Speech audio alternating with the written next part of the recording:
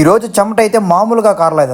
అసలు ఇంతలా చెమట పడ్డానికి కారణం అయితే చెప్తా. ఈ వీడియో లాస్ట్ వరకు అయితే చూడండి. అసలు ఎందుకో ఏమో తెలియదు కానీ తెల్లారితే నిద్ర లేవు కానీ కాణిపాకం గుడికి అయితే వెళ్ళాలనిపించింది. ఇంకా అలా అనిపించిందో లేదో కిరణ్ కూడా నిద్ర లేపి రెడీ చేసి ఇద్దరు గుడికి అయితే స్టార్ట్ అయ్యాము. నైట్ వాన పడడం వల్ల క్లైమేట్ అయితే భలే ఉండింది. బండి తోలుతూ ఉంటే కూడా మంచిగా అయితే అనిపించింది నాకు. ఇంకా అలా కాణిపాకం అయితే వచ్చేసాము. ఇంక ఇక్కడికి వచ్చాక బండికి పూజ చేపిస్తే బాగుంటుంది అనేసి బండి వాటర్ సర్వీస్ కి అయితే ఇచ్చేసాము. మనం బండికి పూజ చేయించాలంటే ముందుగా టోకెన్ అయితే తీసుకోవాలి. టోకెన్ అయితే ఒక్కొక్క బండికి ఒక్కొక్క ప్రైస్ అయితే ఉంటది. 2 వీలర్ కి అయితే 50 రూపీస్, 4 వీలర్ కి అయితే 100 రూపీస్ అయితే ఉంటది. ఇంకా బండికి పూజ చేయడానికి కావాల్సిన పూలు, నిమ్మకాయలు ఇలాంటివన్నీ ఇక్కడే దొరుకుతాయి. కానీ రేట్లు అయితే ఎక్కువగా అయితే చెప్తున్నారు. ఇంక ఇక్కడ రోజుకి కొన్ని వందల బండ్లకి అయితే పూజలు అయితే జరుగుతూ ఉంటాయి. ఇంక ఇక్కడ మెయిన్ గా పూజ చేయించడానికి కారణం ఏమంటే ఇక్కడ వాహనాలకు పూజ చేపిస్తే ఎటువంటి ప్రమాదాలు లేకుండా అంతా మంచిగా జరుగుతుందని ప్రజలు అయితే నమ్ముతూ ఉంటారు. ఇంకా బండికి పూజ చేపించేసి దర్శనానికి అయితే వెళ్ళాము. జనాలు ఫుల్ గా ఉండడం వల్ల దర్శనం అయితే లేట్ అయింది కానీ మంచిగా అయితే జరిగింది. ఇంకా ఆకలి దంచేసి ఉంటే నేరుతో టిఫిన్ సెంటర్ వెళ్ళి టిఫిన్ అయితే తినేసాము. ఇంక ఇక్కడే దగ్గరలో కొండపై ఉన్న ఒక ఫేమస్ గుడికి అయితే వెళ్ళాము. ఆ గుడి ఏదో మీకు తెలిసే కామెంట్ అయితే చేయండి. నెక్స్ట్ వీడియోలో అయితే చూపిస్తా. అంతలోపు ఫాలో అండ్ సబ్స్క్రైబ్ అయితే చేసి పెట్టుకోండి. ఉంటా మరి, బాయ్.